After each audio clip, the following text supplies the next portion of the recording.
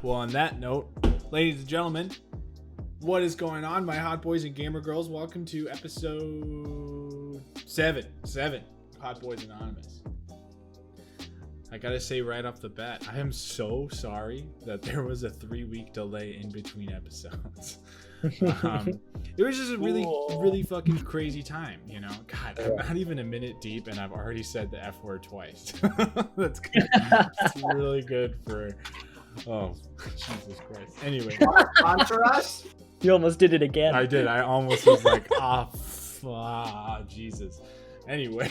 But yeah, so apologies for the 3-week delay in episodes there. Just life got really crazy. I was in the middle of wrapping up school and moving back to my apartment in the Chicago area. And yeah, you know everything. It was just a lot. So I didn't get as much time to edit the last episode, but we got it out there anyway. And yeah, so I appreciate the wait. Also, I wanted to say a shout out to the people who came out to the first Hot Bois Anonymous Twitch stream. That was super fun. I very much enjoyed that. And we'll be doing it again very soon once I get everything set up the way I want it to be set up in this apartment so I can start streaming again. But yeah, welcome to episode 7. How is everybody doing? Doing really well, Graham. Good. I'm tired. Adam is tired as Well, what per am I not usual. tired? That's Yeah. Today we got Adam, Tyler, Hannah, and Bryce in the chat. This is Hannah's second episode. She's on a roll. She's on a streak. Pog. Imagine not being on fire right now. Imagine not being on Dude, imagine not having a main shield tank on Eichenwald, dude. Fucking crazy. Fucking crazy. Speaking of Overwatch, never mind. Adam, I promise I'm going to give you an episode at some point. I'm not going to promise when, but I will promise that at some point we'll have an episode where it's just like going to be mostly Adam talking about Overwatch and just giving us his 2 cents. And I feel like it's going to be the most emotionally heated episode of the podcast we've had. It'll be a spin-off segment. It'll be incredible. Every like 5 episodes or so, Adam will have something new to say about Overwatch, and then Yep. Yeah, I mean, yeah, that's pretty accurate. Let's be honest. We'll go from there, and it's gonna be great. It's gonna be great. But I think we're just gonna dive in because I honestly don't know how much time this topic of this podcast episode is going to take, because I wrote like about a 4-page essay in preparation for today's episode. An MLA 12-point font, double space. Oh, come on, dude. I'm in grad school. I'm doing Chicago style. I'm not fucking Yeah. that MLA shit, dude. God. Okay. Chicago style. Okay. Yeah. Yeah. I'm a scientist. I haven't had to write yet. You have what? I'm sorry. I haven't had to write yet. Oh, yeah. Adam doesn't know how to read. True. The only shit I do read is dense, stupid, sciencey paper that I want to. Oh, it's awful. Sorry. You're good, dude. This is a really interesting start to the episode, but we're just gonna fucking send it and we're gonna go for it.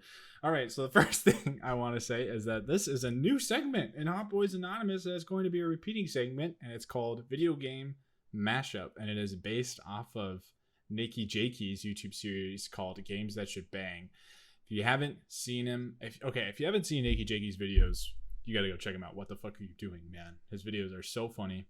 They're all great, and he's been sort of getting into a new style of content over the past couple of years that's really cool, so go check him out. But before he was doing his new shit, he was putting out a lot of these videos called Games That Should Bang. It was like, I don't know, 15 of them or something on YouTube, and the whole premise is you take 2 games and they bang, and then they create one amazing baby game.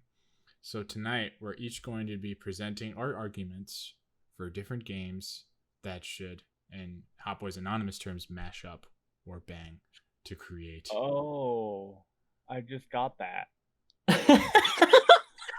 I thought it was games that should bang. Like, oh yeah, this game would fucking slap, dude. You know, if you like put these 2 games together, this new game would slap. That's what I thought. That's what I thought you meant by bang. Fuck. I'm with Adam. I mean, you're not entirely wrong. I thought that's why have holes in the middle. No. Oh. Oh. No, I mean, you're not wrong. You take these two games, and if they were to bang, they Right, would. but I didn't know it was like colloquial. Yeah. Okay. Yeah. yeah. Did I you, don't know. did you guys watch the videos? So like 14 videos in the chat for you to reference. Oh my Oh. god. I guess I didn't do all my homework. Oops.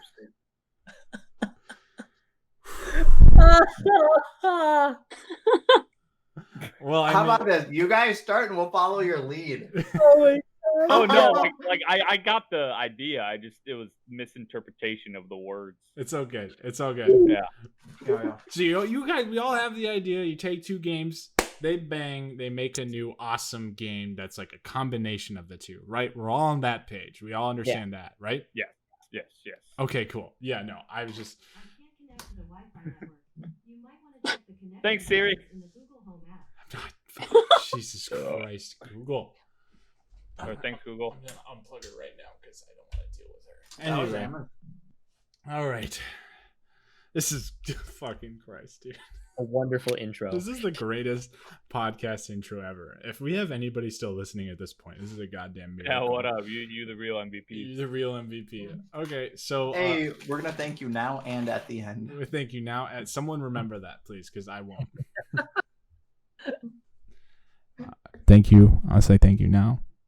And Hannah's got the good memory. She remembered those 4 random digits from Alien Isolation when I played 3 fucking months ago. Hannah, you need to remember that we're thanking them at the end. Okay? Okay. Thank you. Okay. By the way, it's A26, A29, and C21, my dude. For those rooms you gotta check in Alien Yeah, Isolation. fuck. So Don't still forget there. to check those. I still need to do that. Yeah. Great. Amateur gamer. Amateur XD. gamer. Okay, so who wants to present their games first? I can go. Tyler, you go. What are This your is- games that should mash up and bang? This is kind of going off of one of the games that I wanted to really like, but I just couldn't, which is The Last of Us. Okay. And I was wondering, like, what don't I like about that? Because what I love about it is the story. I think the story is just incredible. Mm-hmm. I cried several times, So man, as witnessed. it's a sob fest, my guy. Jesus. And I found that I just really didn't like the third person aspect about it. Mm-hmm. So I was thinking, like, what if you could make a spooky game, or you mashed up Last of Us with like XCOM? Huh. And I know what you're thinking. If you can see the whole board, it's not spooky anymore. But I'm throwing in like a small mechanic from a third game, Yeah. which is League of Legends, Mm-hmm. because there's a fog of war wherever your character isn't, and you can't see any other characters in that while you just don't have vision there. Right. You wouldn't have any vision outside of the hallway you're in or the room you're in. And you would do it kind of turn-based. You would still have like Joel's abilities of being able to hear Super other listening. exactly. Maybe there would be like a countdown on that, or a cooldown on that, so you can't just like always know where the zombies are, because that would defeat the purpose of Fog of War. Mm-hmm. But then it would still have that like survival horror aspect where you need to ration all of your ammo and you need to ration your health packs and all of that. So that's kind of my take on that, because I really enjoy, like, I've been playing what's it called? The Gears Tactics. And after playing that a bunch, I started looking up a bunch of XCOM gameplay, and it looks fucking baller. Mm-hmm. So I think that would just be an interesting take. It probably wouldn't be as spooky of a game. Definitely. But I think that for people who really like story-driven shit, and it can still be hard as hell if you want to make it that. But yeah, I don't know. I was just thinking of like, how can I take a game that I didn't enjoy the gameplay of and make it more up my alley in order to better enjoy the parts that I wanted to enjoy about that game. You know? Yeah. So that's kind of my take on that. That's a really interesting like game to mix with The Last of Us. I never thought of that. Because I'm not to keep referencing to Nakey Jakey, but he also has games that should bang that has The Last of Us. But he wants The Last of Us and GTA Vice City. Which I didn't watch that video, but basically he was talking about like I watched like the first 2 minutes of it, and but yeah, he said very similar things to that. It's like he loved the story. You know, the world is gorgeous, but it's linear as shit, and if you're not big into the survival horror aspects, and in this case for you the third party perspective aspects of it, it can be a bit of a slog sometimes. Yes. And also the gameplay can get fairly repetitive. But XCOM, that's a really interesting take. I was just like thinking about it in like what you were talking about, like with the fog of war. Like I think it maybe wouldn't be as scary as like when you're walking through those buildings and there are clickers, but like it would still be very tense because like, especially you don't know. Yeah, you wouldn't know what's in the room over or the room you're about to go into. Right. And especially if the sound design is really good because the clickers just make noises. So you know they're there, but you don't know how many. You don't know how many, and you don't know exactly their position in the room. Right. You know? Plus, it would make it even more stressful if in like true XCOM or Gears Tactics is that you have to control, like if you had to control Ellie too. Oh, that would be great. I would like that, to be honest. I mean, that'd be super cool. But it would add like another interesting dynamic to that whole thing because, like, you know, in the game, in the storyline, Joel is very much taking care of Ellie. And then later towards the game, Ellie is very much taking care of Joel. So I'd be really interested to see how they could reflect that in the gameplay mechanics of XCOM, you know? Like, maybe Ellie has less actions at the beginning of the game and then she gains more abilities or whatever. Yeah, maybe if there's like a kind of progression system, they gain abilities that reflect that kind of storytelling. Yeah. You know, Joel starts out with kind of like hard support stuff and kind of a high attack to be able to defend and everything. Right. He's kind of like a paladin almost. Yeah, he's got a dad strength cooldown. Exactly. And then as you keep going, Ellie starts kind of getting more of a like pure support character with some good takedown ability, right? Or like really solid ranged ability. She turns into a really good archer towards the end of the game. Yeah, totally.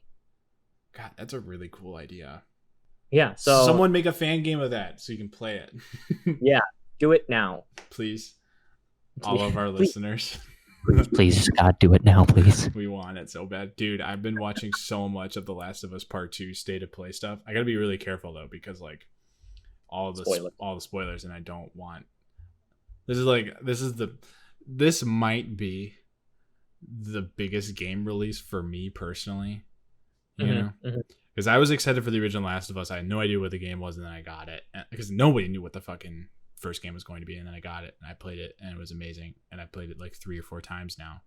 And it's like I haven't had a game that I've played that it's like I've been this hyped up for the sequel, you know, given that it's been fucking 7 years since the original game came out. Holy shit, it's gonna be crazy. It's been a long time. It's been a very long time, and I'm very excited for it. I'm remaining optimistic. But yeah, it's going to be a very interesting game. But XCOM and The Last of Us, God, that's such an interesting combo. Thanks. Never would have thought of that. No. Well, cool. Thanks. Thanks. Does anybody want to add anything to Tyler's XCOM The Last of Us? What would the title be? Would it still be The Last of Us, or would it be something? I'd probably keep it as The Last of Us. The Last of Us tactics. Like, why mess with it? Yeah. Yeah. Mm-hmm. Hannah wants to go next. Okay. Nailed it. Sounds good. I've got 2. Should I just do 1 for now? Yeah, or just should I do go- one. I'll just do one, and then we'll come back around after I give my thesis, and then we'll do one, and then we'll come back around. So yeah, go for it. Okay. So I've been playing a lot of Phoenix Wright Ace Attorney Mm. the past few weeks, trying to make my lawyer dad proud. But but I enjoy it. But kind of like how Tyler had some issues with The Last of Us, it's very much a linear story. You have like life when you're in court. If you present the wrong evidence, that doesn't really matter because you can just start over. Right. And there's this investigation aspect where you're also a private detective, so you find clues and you have to talk to other characters. So I thought, what if we took that game and we gave it actual stakes? So my combination is Phoenix Wright, Ace Attorney, and Until Dawn. Whoa. So- Oh, heck. Because I was looking at games today that had like where your choices actually matter. Uh-huh. Because I played a lot of the Telltale games, which I loved, but they're still pretty linear. Like if you save a character somewhere, they leave or die later because they don't want to have too many branching storylines. And Until Dawn does not have a problem Yeah. with branching storylines. So your choices, even the smallest ones, count and like affect your character relationships. So I thought that'd be really interesting in terms of Phoenix Wright, because you have to find all these clues to prove your client innocent, and you're interacting with police and witnesses. So if how you like treated them and like how you presented things mattered, that could lead to a lot of different endings than just like guilty or not guilty. So I thought it'd be less the horror aspect and more the mechanics aspect, but I thought it'd be really cool to give it stakes, add some more like moral questions into that, and just let it divulge as something in real life would that's messy and complicated. Yeah. That's really Interesting. cool. Wow. Very interesting. Mm. Not really wait. So okay, so I've never played that original game, the lawyery game. What's it like? It's essentially, it's very much story driven. So you have to find evidence in like investigation parts, and then you go into court and you have to like, you talk with witnesses and find things that aren't logical in their statements based on the evidence you have. I think it's fun. And they're very like, it's very lighthearted about it, but it's very linear, and it's a lot of reading. It's a lot of words like that. So I think adding the choices and maybe adding some voice acting too would make it really interesting. Yeah. Interesting. Lawyer simulator. I like it. Yeah. If you want to check it out, I know the Game Grumps just did a playthrough of it. Oh yeah, Oh. it's hilarious. Yeah. It's a great game. Mm-hmm. Yeah. Very Yeah, fun. everyone I've heard that I haven't played it, but everyone that I've talked to that has played that game said it's pretty fucking good. Yeah, and my dad, I was talking to him about it because I was like, the only things you yell are objection, take that, and hold it. And I was telling my dad about it, and he's like, that sounds like my first trial, so I feel a little better, you know? That was awesome. Love it. So Lawyer Simulator meets Horny High School Simulator. Fuck yeah, dude. What if we? Okay, that was a really cool applause for Hannah. That was really cool. I really liked it. You don't have to clap for me. Sorry. Two claps. We didn't clap for Tyler. That was one clap for you and one clap for Tyler. I thought of him. There you go. It's okay. It's okay. Yeah. But I'm just thinking of like, what if you could do a little bit of like Until Dawn horror in there? Like maybe not as, as like supernatural necessarily, Yeah. but definitely like, if lawyers don't go to crime scenes usually, do they? No, they're not supposed to. So that I was already wondering about. But they're kind of like one and done crimes too. So what if there was like those, but then there's also like a serial killer or some Right. other thing that's like haunting him the whole time that he can't solve, you Right. know? Something that's actually disturbing or a little bit more personal to him. Yeah. Damn, that'd be some crazy shit. And then like you could do side quests branching off of that are smaller cases, but have like a couple of stories that maybe intertwine a little bit with the cases. Mm-hmm. Mm-hmm. I wonder why lawyers don't go. Well, I mean, I guess that makes sense. Yeah, I think they want to stay as partial as Objective, they can. yeah. But yeah, dude. Wow.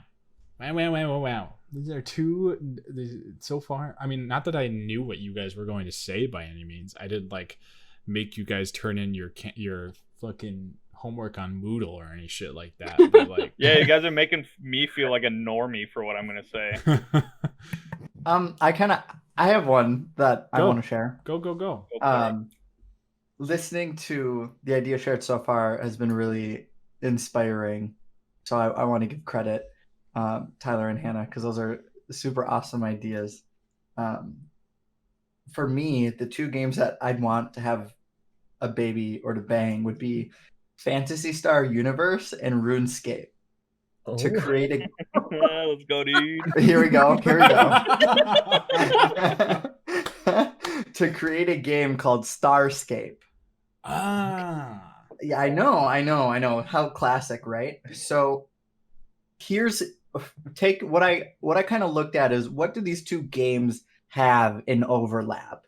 They have lobby areas, quests, and a story mode. They have unique weapon drops. They really have unique music that's unique to every area that you go into. And it sticks with you throughout time, depending on and no matter how long you spend in each specific game area. Mm. There's also a fashion and cosmetic component to the game where some people don't play the game.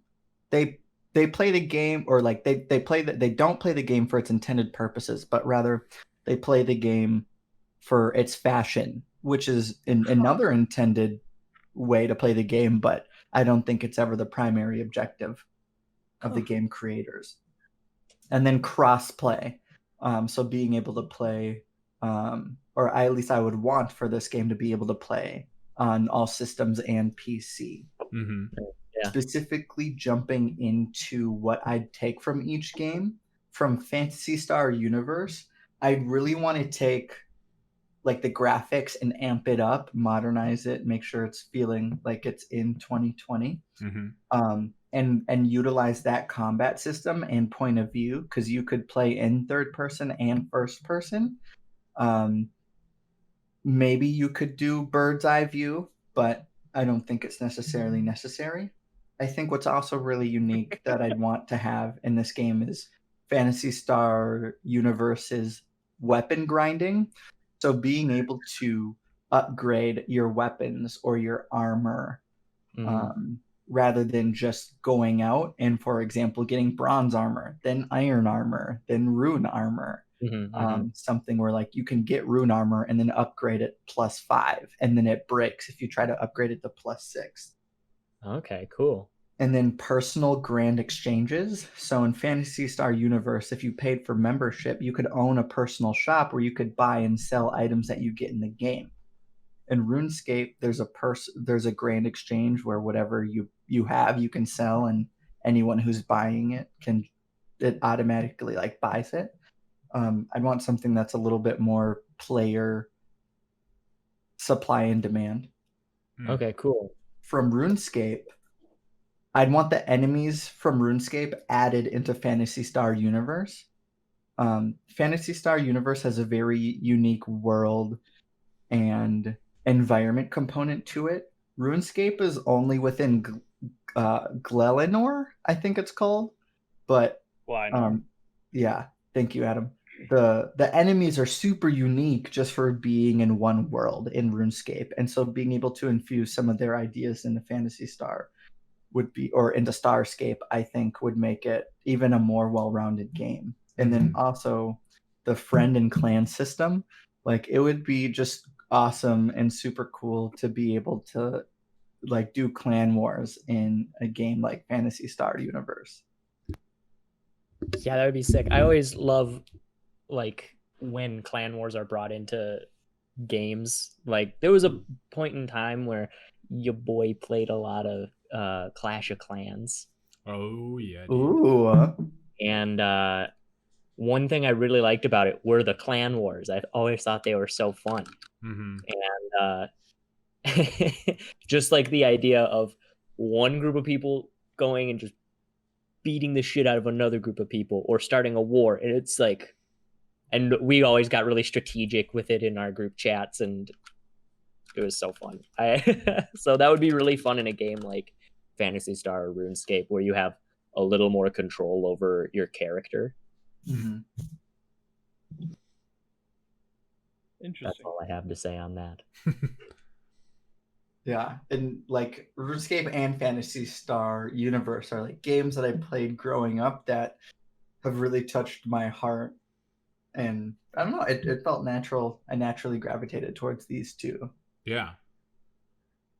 Nice. And it seems like a really natural sort of, I guess, a mixture, well, mashup of the two games, given that they're not totally different. I mean, they are different games, but they're not in totally different genres. You know what I'm saying? Yeah. Mm-hmm. So it'd make for a really sort of seamless creation into a, I don't want to say better game, but a better game. Mm-hmm. I think it would definitely be different. Like Mm-hmm.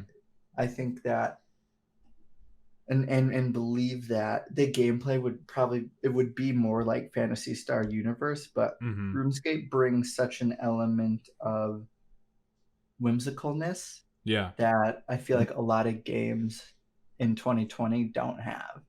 Mm-hmm. And that's what makes it really special. Yeah, you got something there with that whimsical idea. Yeah. Like, there's definitely not a lot of games that I've played lately where I've just kind of enjoyed being there, you know? Mm-hmm. Like, and not to say I didn't, like, enjoy playing the games, but, like, just on a base level, just being in the world. You know? Where it's like reading The Hobbit. If any of you have read that. Yeah. Oh yeah, dude. Where you just read through it and it's like the story is good, but it's not fully about the story. It's just kind of being in the world. Yeah. I mean, God, that is one of the slowest starts to a book I've ever read. That and Moby Dick, dude. Those are the most painful starts to a book. I don't know about that. I have a hesitance comparing The Hobbit to Moby Dick. I mean, I'm saying they're both slow in the beginning. Okay. Are you? Wasn't like? Oh, go ahead. Are you saying that, Tyler? Are you saying that The Hobbit is a? I'm not trying to push any buttons here. I've read neither The Hobbit nor Moby Dick. But would you argue? Have you read Moby Dick? No. Okay. I'm just curious. You kind of had a little disdain in your voice when you were like saying, "How dare Adam compare The Hobbit to Moby Dick?" I like love The Hobbit. Yeah. Yeah, same. So dude, I love Loader. It's the best. Yeah, and like when I read it, I don't think of it as being like a slow start, I guess, and that kind of comes from its whimsicalness, where I'm just like, when I'm reading it, I'm just there. I just kind of enjoy going through it. Okay, I get that way with like Dan Brown's books. I know exactly what you're talking about now. Okay, I got you. That's the Da Vinci Code and Angels and Demons, right? Yeah. But like bringing it back to what Bryce was talking about, I haven't had a lot of games like that, where it's like, this is a cool place to be, you know. That's why I need to play more Minecraft. Yeah. I do have one of those games, but I'm gonna get to that game later in the episode. So cool. Just to plant that little nugget in there for you. Thanks, Ew. Freddy, foreshadowing. Yeah. Gross. How dare you? Anyway, That'd be a good prog rock album. Natural Progression. I mean, Natural Science is the name of one of the best Rush songs. Rush songs ever. And that's they're a prog band, so there Dude, you go. They're the Pog Fathers. You mean Prague? Prague? Oh shit, I said Pog, didn't I? Yeah. God damn it. The So Prague good, Fathers. No. God. I You're need to get making off it. Twitch. I'm already like falling asleep, but it's fine. Okay. My games. I mean, I picked the 2 games I'm still like decent at. So shocker, one of them's Overwatch, and the other one is Left 4 Dead 2. Okay. And I was thinking like, I think it would be really heckin' cool to have like a class-based like survival horror, like, because I mean, you guys have played Left 4 Dead and Left 4 Dead 2 and whatnot, and like, you know, they give you variety with like the weapons and like the throwables and like the, you know, just kind of shit like that. Mm-hmm. But it's like, why don't you get rid of those and have like a class system, you know, where you have like I don't know. Again, I haven't really thought about this a lot, but just like, instead of like finding medkits on the ground, you'd have like a couple or like one support player whose cooldowns are like insanely long, right? So like it wouldn't be broken. It wouldn't be like on his nade every 10 seconds. Mm-hmm. And then you have like a damage dealer who, you know, obviously is higher on the DPS, who will like, I don't know, now I'm getting into terms that don't matter, but like utilize the space that would be created by tanks and yada yada yada, and just have like one tank who has like maybe 250 HP instead of like 200. And like, I don't know, just maybe, I don't know. I'm just spitballing here because I didn't really think about it that much, but yeah, thoughts, comments, concerns, ideas. Is it stupid? Is it cool? No, it's a good idea. I mean, because Yeah. I think like we've seen that Overwatch has a natural transition to PvE gameplay, and you know, Left 4 Dead is kind of like the PvE game, you know. Yeah.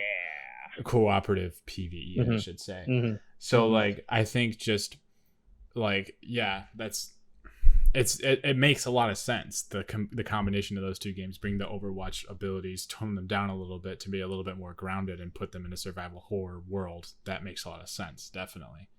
Yeah. Would you still want it to be like zombies Left 4 Dead-esque, or would Oh you... yeah. Okay, for sure. Oh yeah.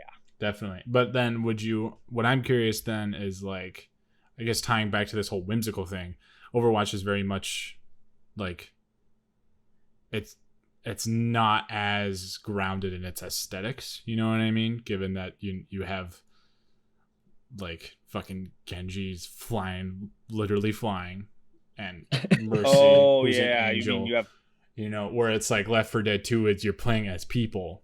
You know, Yeah. Is it like you're going to be playing as people who have access to these abilities because of the gear that they have, or is it going to be like, no, they're special people that have special abilities? I like the idea of the former. Okay. Like they're just people who throughout like I don't know, throughout their life, like education wise or otherwise, like have these special skill sets that allow them to utilize like things that they find. Mm-hmm. Like, I guess a stupid little thing that I think of is like, I'm a chemist, right? And like, if we're trudging through the zombie apocalypse and y'all find some random like white powder that happens to be like TNT and some, I don't know, very nitrogen heavy shit like ammonium, be like, oh hey Adam, we have chemicals over here, can you do anything with these? And I'd go over, look at them and be like, yeah, I can make a huge fucking bomb with these, you know, like kind of like that. You know, like you have a special skill set that pertains to that character, and then like I I would be the only person who could like utilize those. Right. Whereas like I don't know. I can't think of any other ideas right now because I'm tired. But like, does that kind of make sense? Where like if I found something that's out of my area of expertise, I would call my buddy over and be like, "Hey, you could probably use this. Like you're 300 pounds, 6'8". Here's a fucking tree trunk. You could take that, swing it around, Right. you know, shit like that." No, that makes I don't sense. No, I think that makes sense. Mm-hmm. I think what would make it like, and I don't know if you've thought about it this much, but like Overwatch is, and both Overwatch and Left 4 Dead are both, since like they're multiplayer games, you know, and Overwatch, well, excuse me, Left 4 Dead is especially like relevant, like we were just saying, in the co-op PvE multiplayer realm. But would you have like some PvP type aspects in that game like Left 4 Dead and Overwatch, and would you kind of mix it where it's like it'd be more of like a TDM where you can use different abilities and like the two teams will go against each other, or more like a Left 4 Dead where people can play as infected and try to attack the other team? That's a good question. I'm thinking about this more in terms of bringing like Overwatch mechanics to Left 4 Dead. Okay, gotcha. So like kind of having like a 4v4 survivors versus infected. But like that would be a cool idea to have.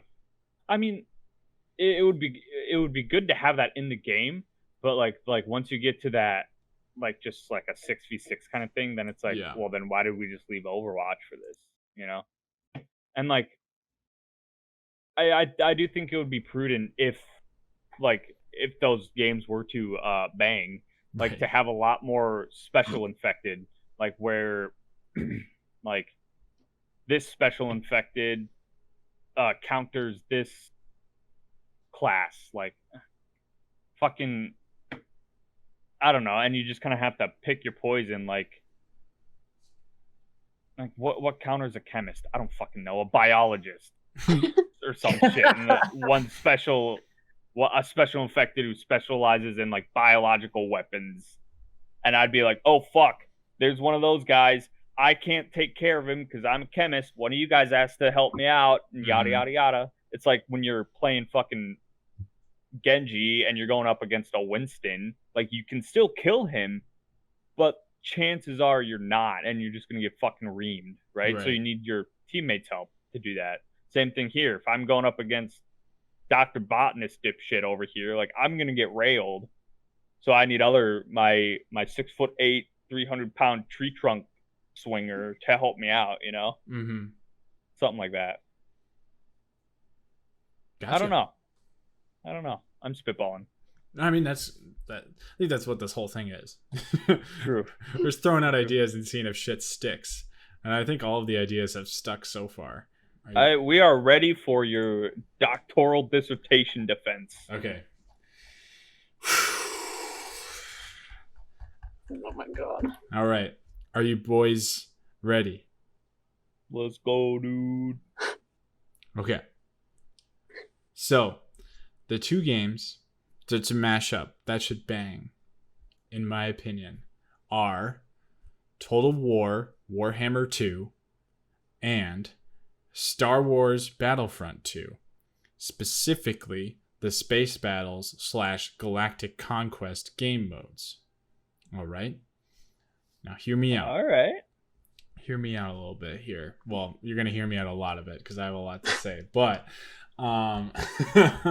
so basically, I've been wanting a game where you control fleets of spaceships for so long.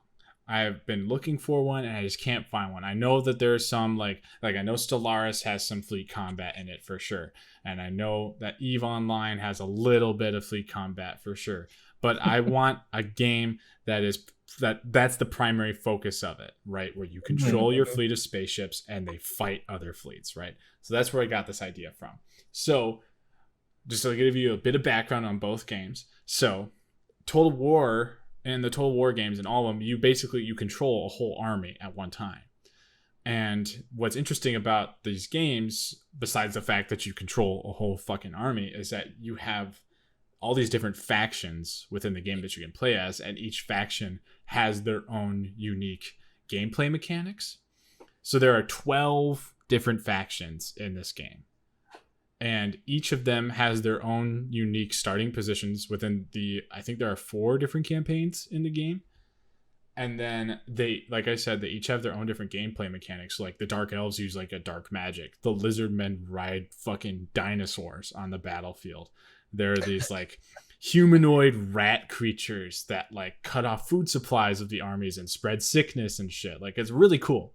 And the game itself is like a mixture of turn-based strategy and real-time tactics. So like the turn-based stuff comes between the actual battles. So, you know, like you see your leader on a map and you can like, you watch the other factions take their turns, and then you take your turn and you decide, you know, if you're going to engage a specific army that is starting to invade one of your cities, or you can choose to rest and wait back to replenish your forces, or you can, if a different faction is coming up and you have a chance to ambush them, you can do that. Shit like that.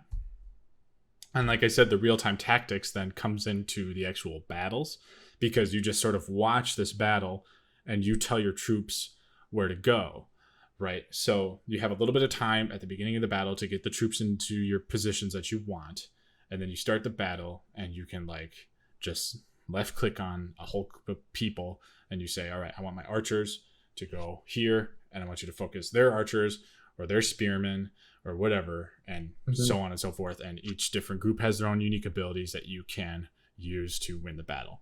Overall, super sick game. Now, getting into Star Wars Battlefront 2, and like Tyler did, I'm adding a little bit of a third game in this mix, but I'm doing both the original Star Wars Battlefront 2, which is the best version, and the new 2017 version, just a dash of the new one.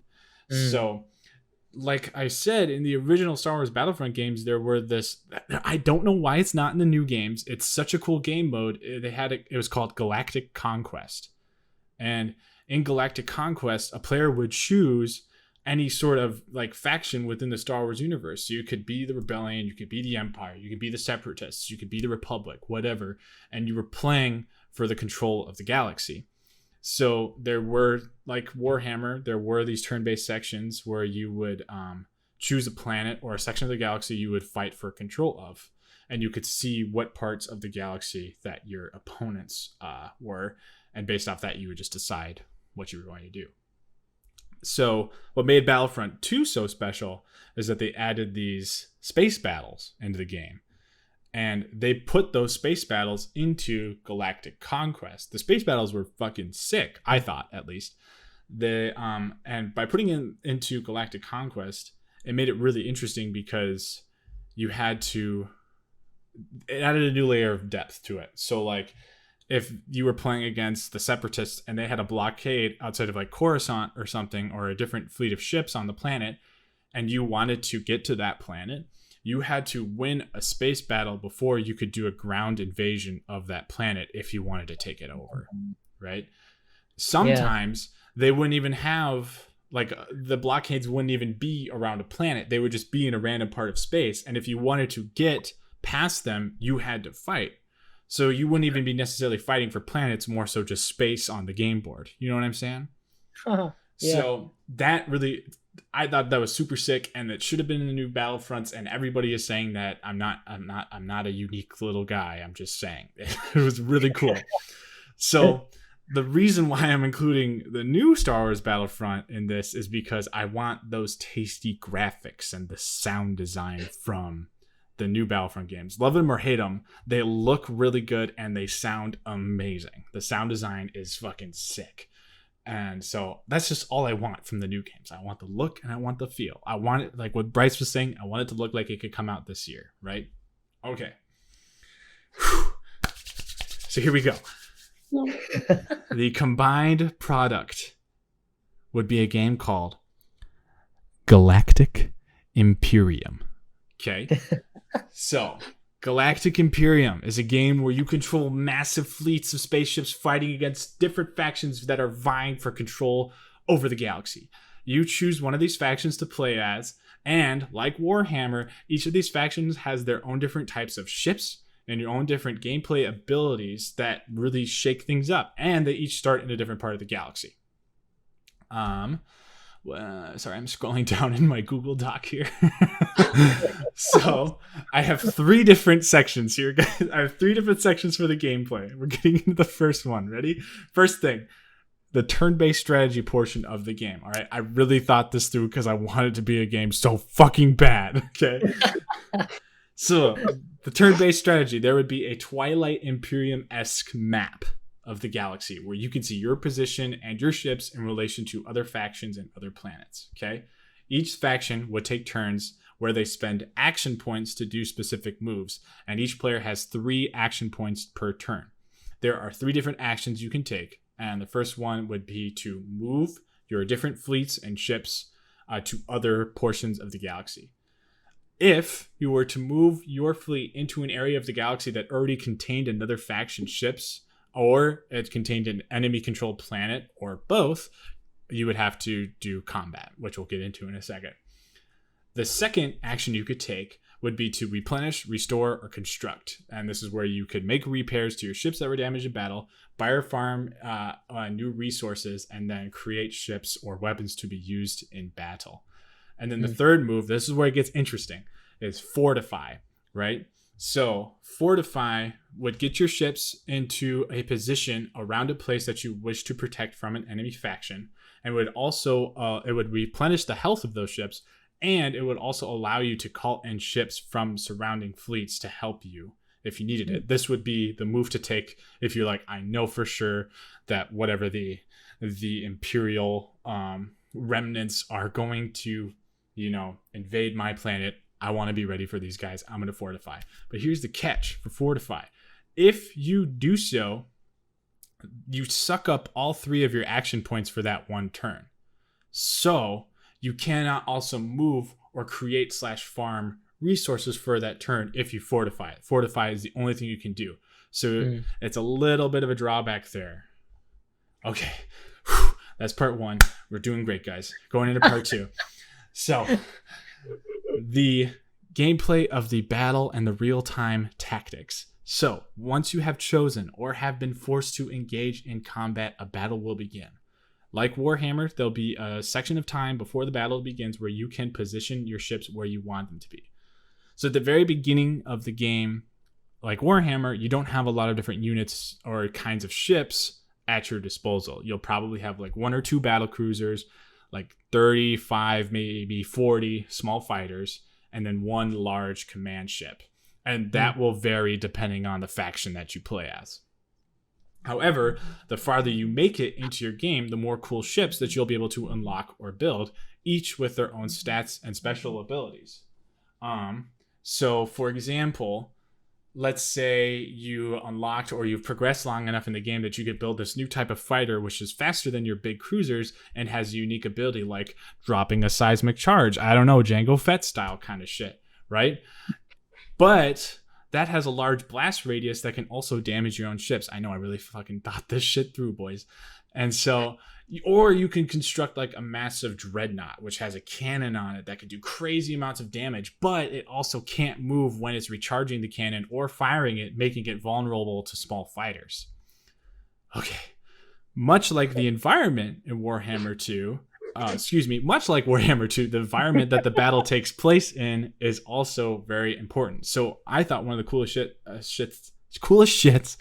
things about Warhammer 2 is that, let's say you're in a battlefield that has a bunch of trees around it, you can hide your troops in the trees so that when the enemy advances, they can't see you until you come out of the trees. So you can do like surprise attacks or whatever. So let's say in this game, the battle was taking place in an asteroid field or above a planet where there are a bunch of different moons or some shit like that. So you can maybe hide and use that to your advantage when you are fighting off the invasion, or when you are invading people, you can ambush a fleet or whatever the fuck. Okay, so then when the actual battle begins, you select your, like Warhammer, select your different number of ships to move to specific points and to use their abilities to attack enemy ships, yada, yada, yada. The battle ends when all the ships on one side of the battle are destroyed or one of the factions surrenders. Now, when you surrender a battle, you have to jump to light speed. And you can only jump a certain number of spaces when you jump into light speed. So let's say you're like super deep in enemy territory and you're keep going farther and farther and farther. You might get fucked if you lose a battle because you can only jump like maybe 1 or 2 spaces away. And if you're deep in enemy territory, you might be jumping from one fleet right to the next. So you got to think that shit through. But really cool in my opinion. And then the third and final section of the gameplay, it's getting to the post-battle gameplay. So you just won your first battle in Galactic Imperium. Congratulations. You have some very important decisions that you are going to make that will affect the outcome for the rest of the game. Here you go. In Warhammer 2, you can capture enemy troops after you win a battle, and you can either kill them, put them into slavery, or free them for a ransom and send them back to your enemy. And all of these choices give you stat boosts, right? In Galactic Imperium, you can also capture enemy ships. When you capture enemy shits. When you capture enemy ships, you can repurpose them and use them as ships for your fleets. Or you can scrap them for parts and money. Or, and this is my favorite, you can use them for spying purposes by sending them back into enemy-controlled space during your move action in the turn-based strategy portion of the game. This would give you information about what your enemy factions plans are, or what their positions are in the galaxy. I know, fucking crazy shit, dude. And in Star Wars Battlefront type style, after you win a planet, you are able to gain the resources from that planet to upgrade your troops. A similar thing can be done in Galactic Imperium, where once you take over a planet, you can gain unique resources from that planet that can give you different, unique abilities, build specific ships or specific weaponry, or you can use that planet as like a new dock for your ships where you can repair and build new stuff. So it's a pretty fucking massive game, right? Which might be a drawback to some people, but whatever. I thought it would be cool also if this game had some sort of multiplayer element where you could play a huge game with your friends and each of your friends controls a different faction and you play it like the board game Twilight Imperium. And you're all playing against each other. But the only drawback about that is that it'd be a really difficult thing to manage from like a video game standpoint, because it's like, what do the other players do while the other players are taking their turns and all this kind of shit. So I was thinking to remedy that, you could have it you could just sign up for like just multiplayer fleet combat 1v1 kind of shit. So you can just do the battles without any of the turn-based kind of combat stuff.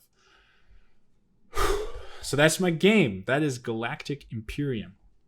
That's fucking sick. Galactic Imperium. Yeah, that's dope. I'd play the shit out of that game. Dude, I was getting like, the more I wrote about this game, the more excited I got about it. I was like, God damn, this sounds like my kind of game.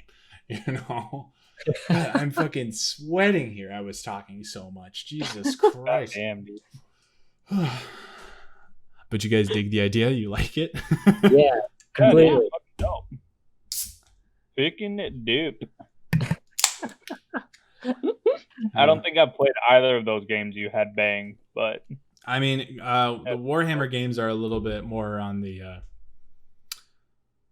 they're a little bit, I mean, they're not like Warhammer 40K games. I don't want to say they're indie games, but they're not as popular for sure. And there's a bunch of different Warhammer 40K video games. But like Star Wars Battlefront though, dude, fuck.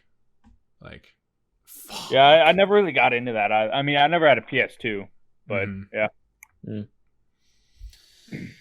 Fuck.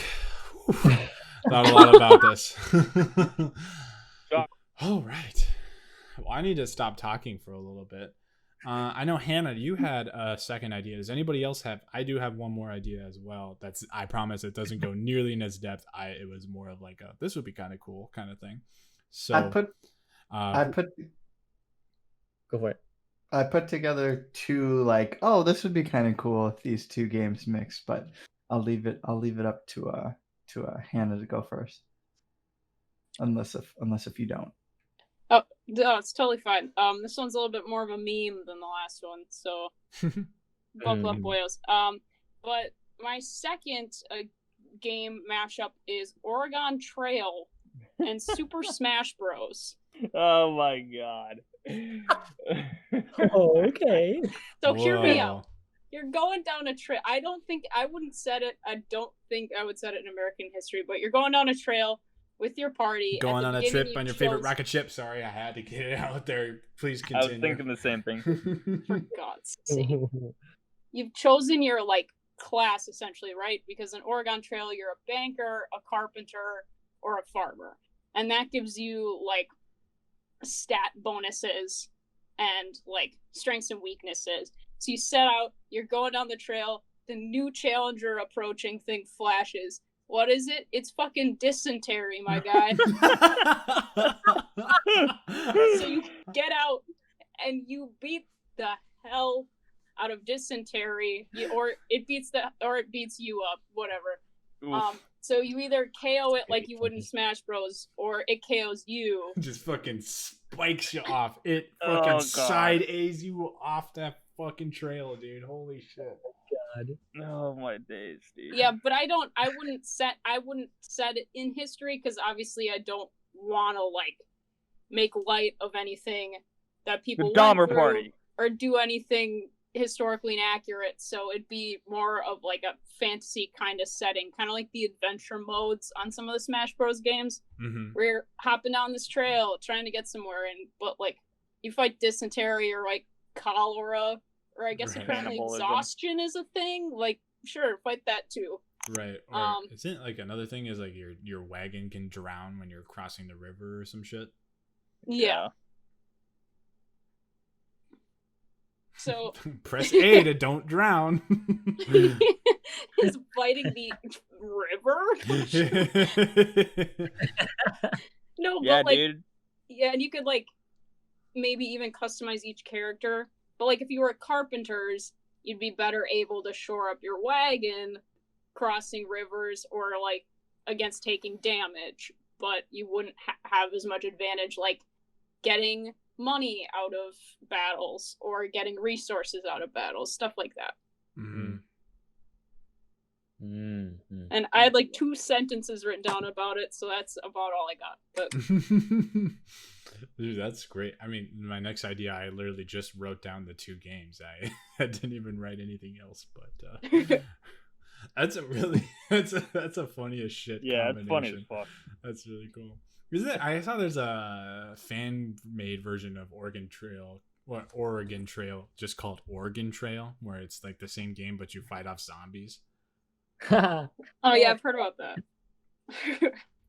God damn. That's fun. Well, wait. That's funny. Very fun. Bryce, what were your 2 other suggestions? Okay, so these ones I haven't been able to put too much thought into them, but I think they're very fun ideas. So the first games that should bang, and is it okay if games can have orgies?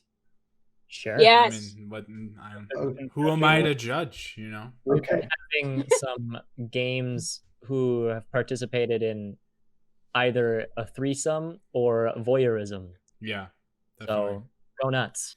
Yeah. Perfect. I love it. Thank you all for your support and empowerment. I feel very seen. You're welcome, dude. And so do these games I'm about to list. Okay. There you Okay. So the first game is Need for Speed Hot Pursuit. Okay.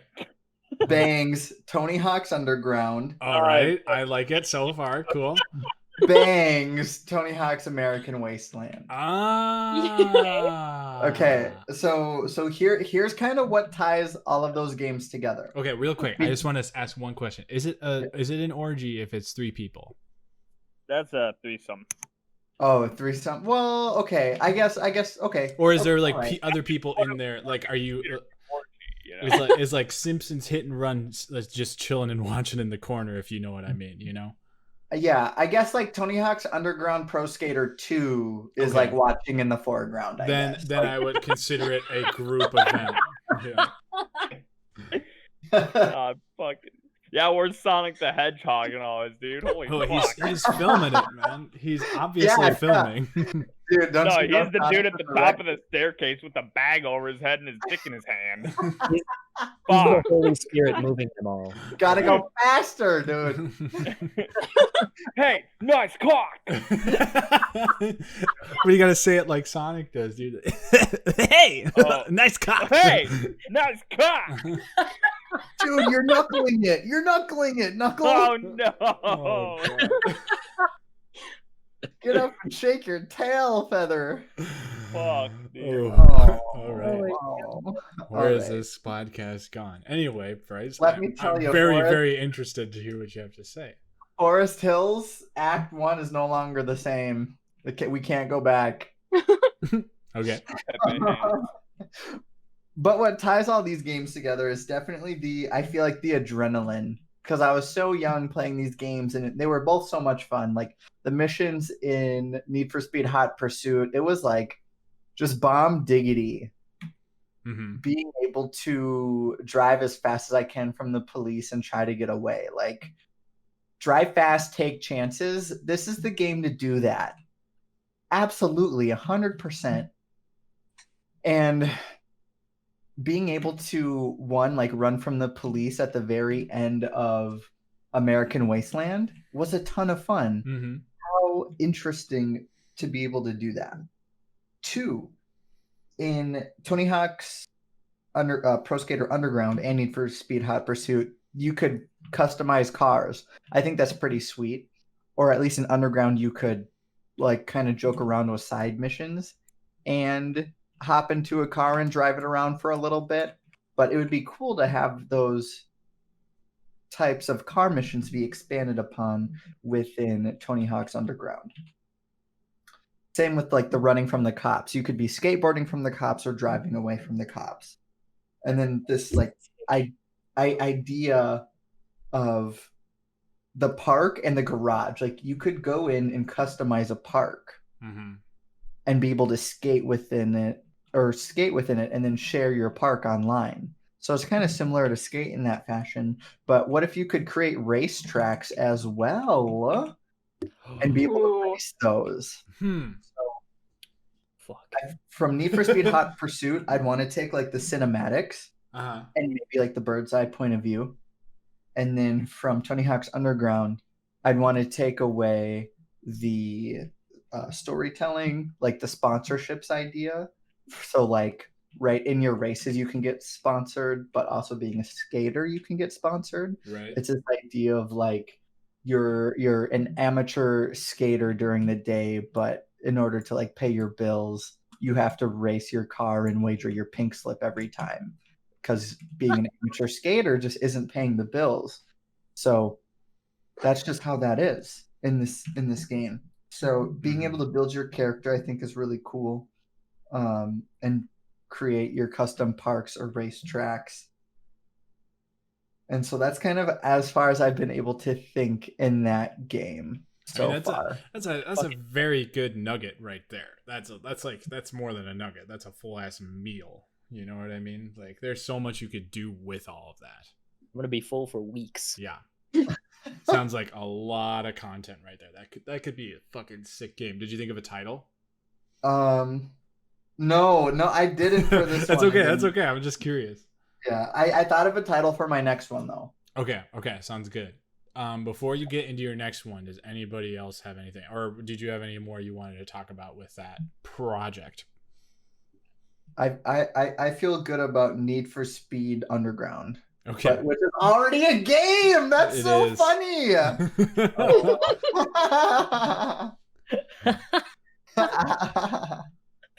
Damn, that was good. Nice. That works.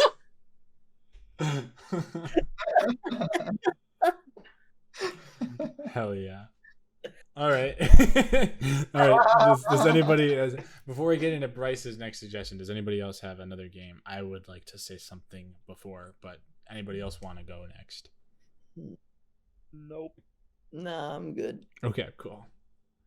I have one more idea. Harkening back to the foreshadowing that I mentioned at the very beginning of the Vigia.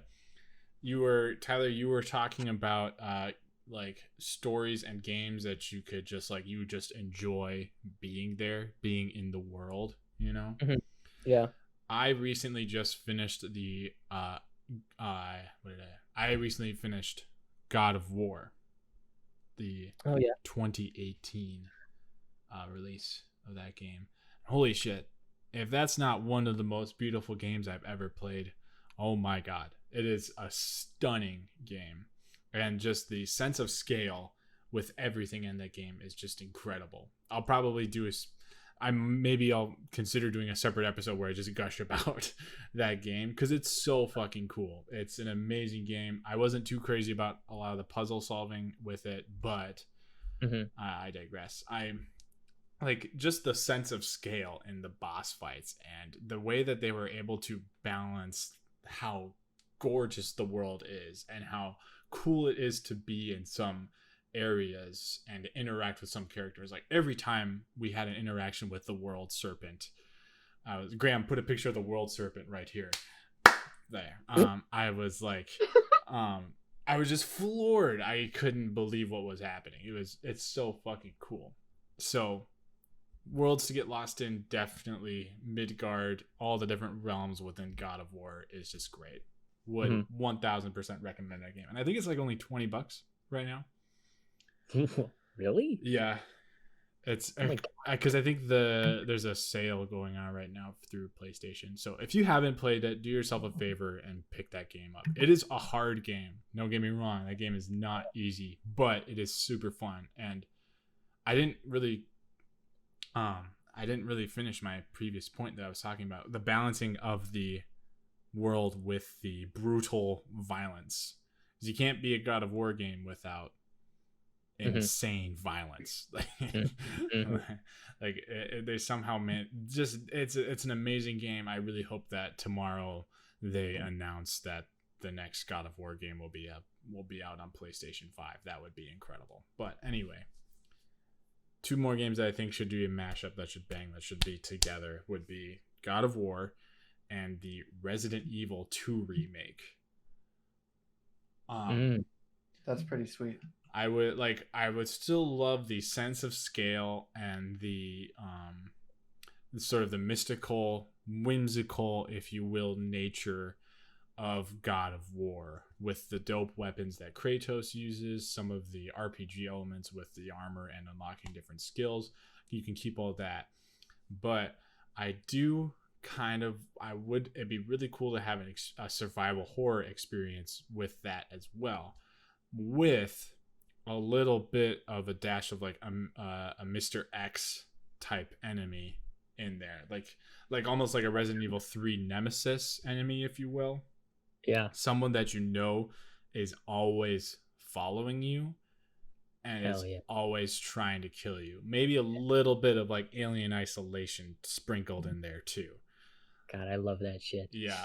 So but like not as like overtly terrifying maybe as the alien from Alien Isolation, but definitely like as I think Bryce probably went to bed. I mean, but Adam probably went to bed.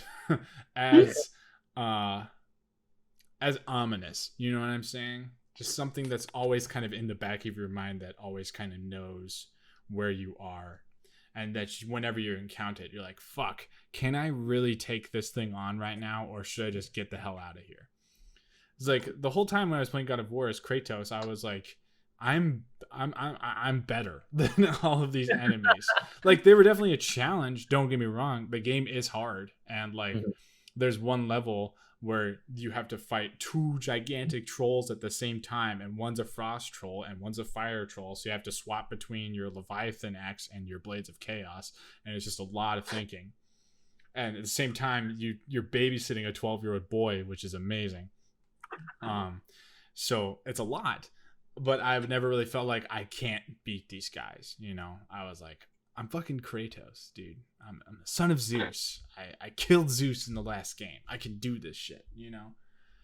I want a little bit of that helplessness mixed in there. A little bit of that unknown when I encounter an enemy, especially in a horror game. I think that's a needed thing when you're playing a horror game, is that you don't actually know that you can beat this thing, right? Mhm. There's sort of Yeah. like this invulnerable nature surrounding this monster. So that's what I really it'd be like, sort of that, a little bit of that helpless nature, still the confidence of a god, but you're going up against all these different monsters that you're like, fuck, I don't know if I can do this, you know? And it's spooky on top of all that. So Mhm. that's it. That's my other thing. Dude, that's sweet. That would also be poggers, but I don't. I've been watching too much Twitch. I need to stop saying poggers. Fuck. Yeah, I don't know what it means. that'd be lit. That'd be cool. That'd be Okay, dope. yeah. Just play the. I think pog is just play of the game or something like that. I don't fucking know. Okay. I don't understand the Zoomers. Oh my god. Even though I'm a 97 baby, so I'm like right on the bridge of being a Zoomer. But whatever. Yeah. Yeah, I think we kind of like all are Yeah. right Yeah. now. That is true. I saw this tweet the other day, and then we'll go into Bryce's thing, but I saw this tweet the other day about Zoomers. It was like, Zoomers really do be the kind of people that are afraid to go to grocery stores by themselves, but will fully bully police officers and members of the National Guard. I was like, hell yeah. That was so fucking funny. It was amazing. All right, Bryce, you've been killing it with these games so far. I'm really curious to see what your last one is, or your next one. We'll keep doing more of these episodes in the future, I promise. So keep these ideas in your brain. Okay, I will. I wrote them in a notebook for whenever we'll share. So I'll share one more, and then I'll save my next one for the next time we do this. Cool. But the next one that I want to talk about is Mafia Wars Bangs Farmville. So, Oh yeah. so Holy shit, dude! Fuck. I don't remember if you like were being young and like Facebook gaming was super huge. That and was the parents got shit, into yeah. Farmville. You got into Farmville, and then you were like, "Oh my god, Facebook gaming is next level!" And so this was like pre-Candy Crush and Flappy Bird Sugar Highs. Like these are games that went viral before virality was really a thing, at least in my mind. It was like no one understood what they were doing, but they were like, I can turn corn into a crop. This is kind of fun. I want to get to level 23 and own a farm and yet live in the city. And people did that virtually. Super interesting. It's so like the predecessor to like fucking Stardew Valley or something. yeah, this is just like, for whatever reason, it like these two games hold a space in my heart that's like reminiscent and nostalgic, like the Super Nintendo. It's like when you think of Mafia Wars and Farmville, you're like, wow, those came out in like 1996, but no, I think it was probably closer to like 2004. Not like a super massive jump between them, but still, at least for me, kind of makes me think. So the overlap that these two games have would be Facebook, a ranking system, a clan system, item system, an hourly release or hourly recharge skills, and then quests less energy spent. The really fun thing that Mafia Wars had, I felt like, was text storytelling. Like you could do a mission and then it would be like, dude, you're so weak, your mafia died. You lost 8 health. Get better. And then you kind of like feel bad. And then like in Farmville, a similar thing I think would happen would be like your crops died, so then you don't get XP and you're a bad farmer. And so like people would go through and experience those traumas and then be like, am I a terrible farmer? And now they have nothing but pothos in their households. The fun part of Farmville was its customizability, because if you were any good at that game and had an understanding of how like farming worked in real life,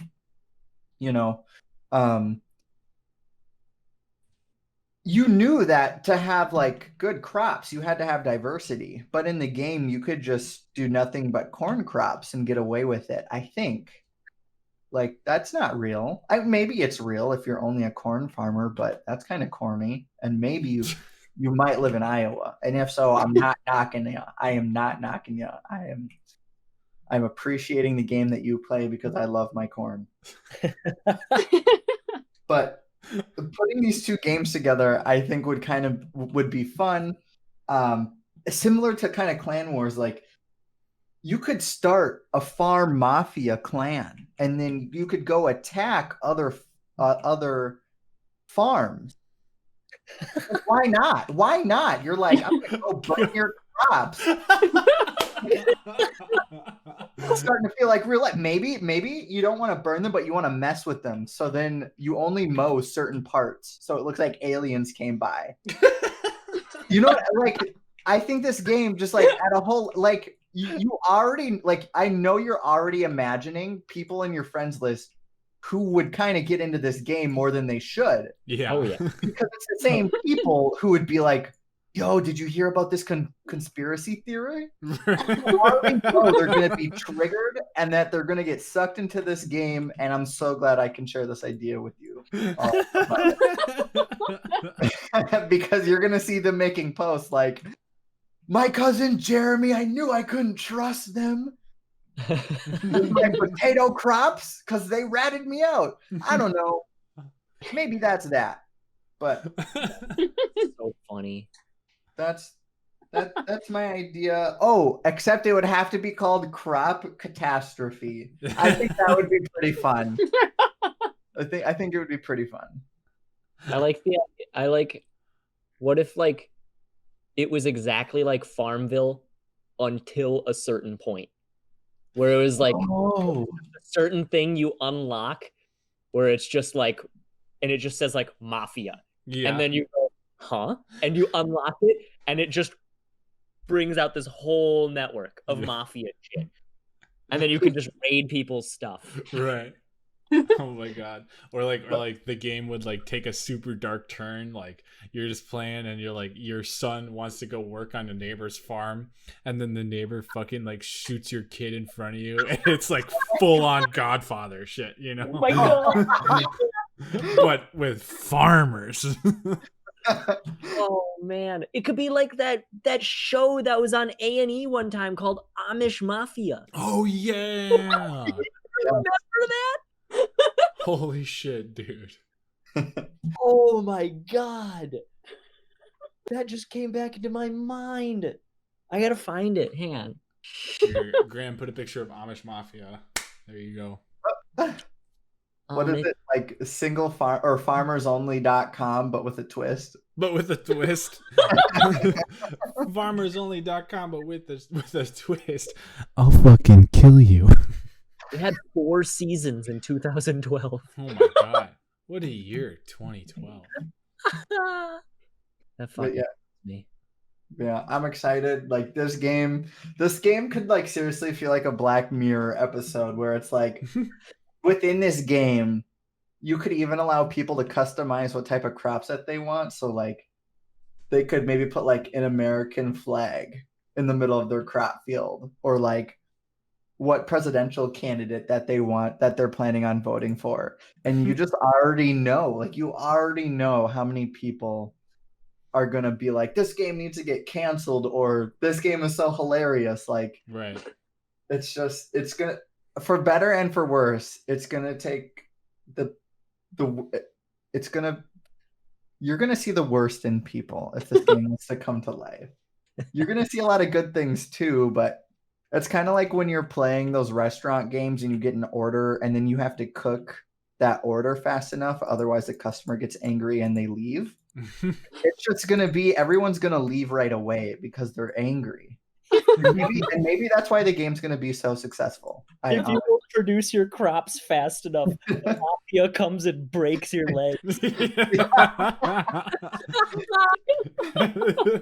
Rolling up in like a fucking black car. It's the line of black SUVs pulls out in front of your farm. It's like, hey, where the fuck is my green beans, bro? They just mow down all of your cattle. Right. Oh my god, that's so sad. And then, oh my God, you already know people who are vegan are gonna be like, vegan wars. Yeah, totally. I'm in. Take my money. Yeah. Who's ready to develop this? I'm going to market. Dude, Venture oh my god. capitalism. Let's just start a game developing company. Let's just do it. We've got all these ideas. We just need the rights and I am a computer scientist. there we go. It'll work.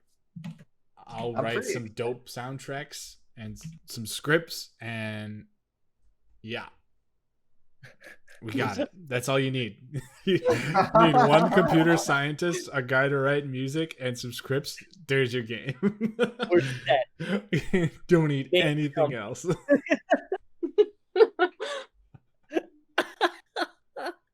Because that's what making a video game is.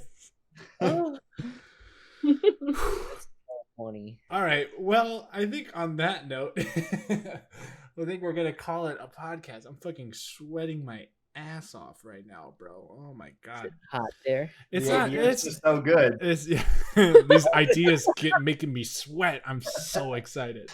And no, it's not too bad. It's just we got air conditioners put into our apartment today, which is fantastic. It's just that one's in the bedroom and one's in like the living room area, and I'm in like the kitchen / dining room area where none of the cold air reaches. So it's just kind of like this warm corner of the house, and it's fine when I turn a fan on, but I don't want my mic to pick up the fan. So because I want the lovely people at home to know that we are a professional podcast agency and we take ourselves very seriously here. That was a joke, guys. Please laugh. Wait, you mean we're not getting paid for this? Not yet, anyway. Still waiting on that honey sponsorship and that Dollar Shave Club shit. Yeah. Hey, Honey's all about innovation. So is 3M and creativity and moving the needle forward when it comes to technology. I'm just saying, we came with a lot of innovative ideas today. Innovative. This is true. You're not wrong. You're not wrong. Yeah. Well, I think that's a really good point. But yeah, I think this is probably a safe point to call it for a podcast. I promise we will be doing more episodes like this. I think we're just going to get into a semi-consistent schedule of as far as releases and content that we want to release. If Graham doesn't burp at least on one time in one of these episodes, did the episode even happen? Like, No, because you didn't get really tilted this time, I so you didn't got to get do tilted. something. I didn't get really tilted. No. Also, you got to thank the people that stuck through the intro. Yes. Again. Thank you, Hannah. Appreciate you guys sitting through the first 7 to 10 minutes of the episode, however long it actually took us to start talking about the shit we wanted to talk about today. That was a little bit of a mess, but we really appreciate you sitting through, and thank you so much for listening. We will do more video game mashups in the future. I'm excited for that, and yeah, be on the lookout. I'm gonna drop a little seed here right now. Episode 10 will be a special episode. I'm not going to tell anybody. Well, I know one person knows maybe what episode 10 will be, but... Dude, it's my birthday. Yeah, I'm not releasing the 10th episode of Hot Bois Anonymous until November. Dang. But yeah, there will be a very special 10th episode. But yeah, be on the lookout for that. It's going to be amazing. Okay, anything you guys want to add before we call it for tonight? Nothing from me. Nope. Keep supporting Hot Bois Anonymous. Without y'all, we wouldn't be doing this. We probably would be, but you make it all fun. We're doing it right now, so yeah, definitely. We do appreciate those of you who are watching and listening to us. We very much appreciate it. We're up to 11 subscribers on YouTube and 11 followers on Twitch. I promise we will be streaming more regularly. Be on the lookout though too, because we might start to get some other people streaming on our channel as well. So be on the lookout for that. All right. Thank you so much for watching and listening. I really appreciate it. I love you all very much. Bye-bye.